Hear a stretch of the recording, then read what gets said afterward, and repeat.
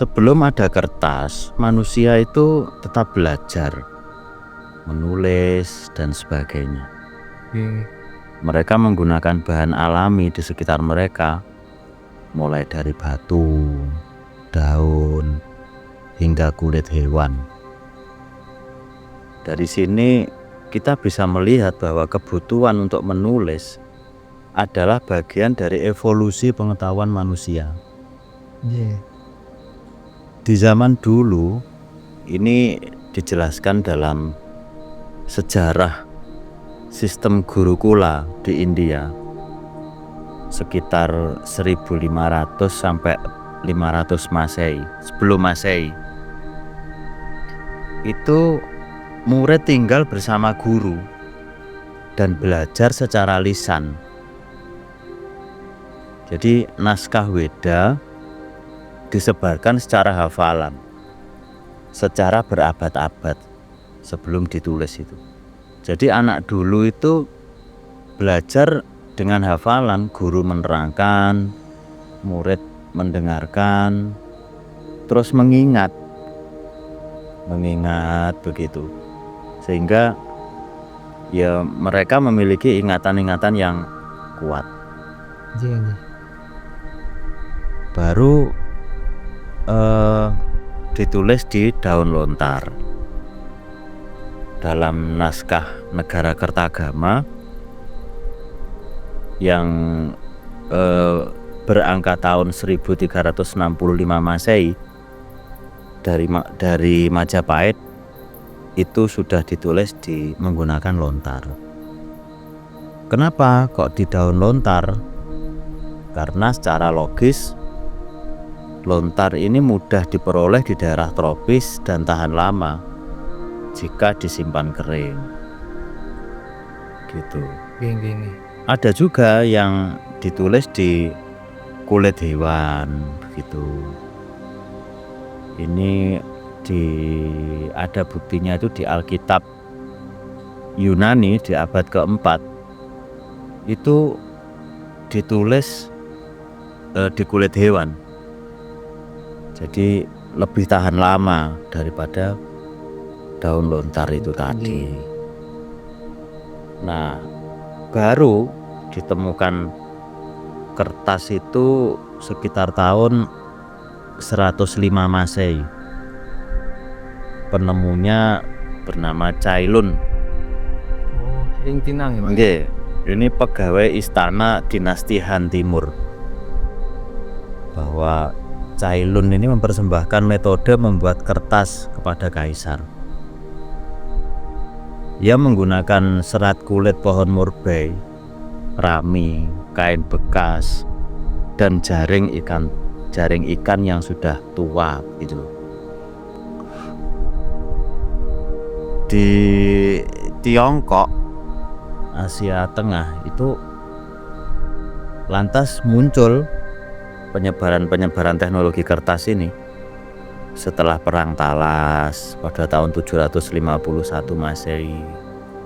Itu beberapa pembuat kertas Tiongkok yang ditawan oleh bangsa Arab lalu mendirikan bengkel kertas di Samarkand. Ini terbukti dalam catatan sejarah Islam menyebut produksi kertas di Samarkand itu pada abad ke-8 Masehi. Nah, ketika pada abad ke-9, ketika Baghdad menjadi pusat ilmu pengetahuan, itu sudah banyak menyalin buku-buku di atas kertas. Abad ke-11 itu pabrik kertas sudah ada di Kairo. Abad 12 Masehi teknologi kertas masuk ke Eropa Barat melalui orang-orang Spanyol yang Muslim itu. Ada catatannya di Al-Muqaddasi itu abad ke-10 menyebutkan bahwa kertas sebagai bahan tulis yang umum di kota Islam. Pun iya, jadi kertas memang sudah lama. Setelah penemuan mesin cetak di Gutenberg sana, kertas menjadi dasar penyebaran ilmu dan pendidikan secara massal. Jadi mungkin mulai saat ini orang sudah tidak lagi menghafal ya. Sudah tidak lagi menghafal. Jadi sudah mulai ada budaya menulis itu tadi. Buku pertama yang dicetak itu pada tahun 1455. Itu menggunakan kertas linen. Oh, linen nggih. Nggih. Nah, yuk semakin murah kertas, semakin banyak buku, semakin luas pendidikan. Terus masyarakatnya semakin mampu sudah membeli buku. Kalau bahannya kertas itu dulu terbuat dari kulit kayu murbei, serat rami tadi, kain bekas. Baru pada zaman modern itu kertas dibuat dari serat kayu dengan bahan tambahan alum, pati atau lem gelatin untuk kekuatan dan ketahanan tinta. Apa buktinya? Buktinya ya laporan industri kertas yang ada di Jerman pada abad ke-19 menunjukkan bahwa ada peralihan ke serat kayu akibat kebutuhan massal. Dari sini kita bisa belajar bahwa orang itu ya plus minus. Ketika dulu orang belum menemukan kertas, dia memiliki hafalan yang kuat. Kalau setelah ditemukan kertas, orang ini menjadi malas menghafal, tapi mencatat.